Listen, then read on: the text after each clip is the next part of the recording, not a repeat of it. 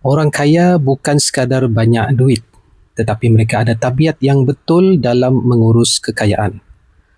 Salah satu tabiat yang konsisten ialah mereka menyimpan dalam aset yang melindungi nilai seperti emas. Bolehkah kita bina tabiat ini? Yang pertama, tukar mindset. Emas bukan barang tetapi simpanan.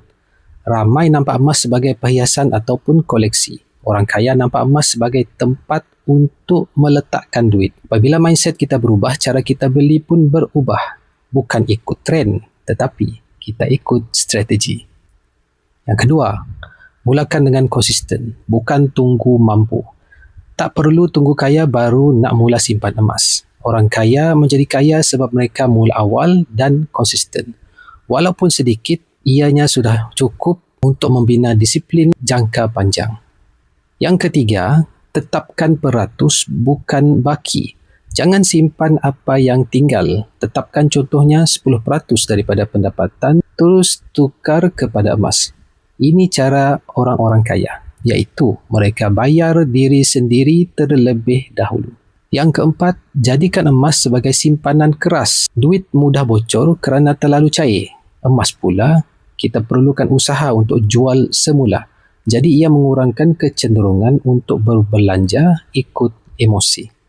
Yang kelima, fokus untuk jangka panjang, bukan harga semasa. Orang biasa, dia risau apabila harga emas naik dan turun.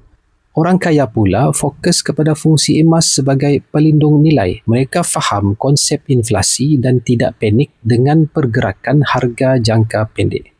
Yang keenam, simpan bukan jual apabila terdesak. Simpan bukan jual apabila keadaan bukan benar-benar terdesak. Bezanya orang kaya, mereka ada disiplin. Emas hanya akan digunakan untuk perkara yang besar, kecemasan, peluang pelaburan ataupun lindungi kekayaan, dan bukan untuk memenuhi kehendak sementara. Yang ketujuh, tambah ilmu kewangan. Apabila faham sejarah mata wang dan bagaimana sistem kewangan berfungsi, kita akan lebih yakin kenapa emas itu penting dalam portfolio.